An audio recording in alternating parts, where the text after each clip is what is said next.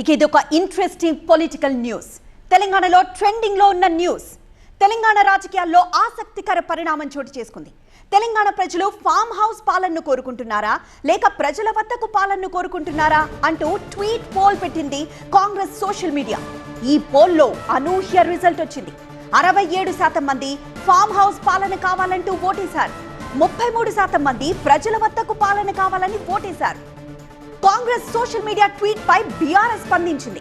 BRS పాలన బాగుందా, కాంగ్రెస్ పాలన బాగుందా అని Congress social media tweet poll పెడితే 67% మంది బీఆర్ఎస్ పాలనను కోరుకున్నారన్నారు హుజూరాబాద్ ఎమ్మెల్యే కౌశిక్ రెడ్డి.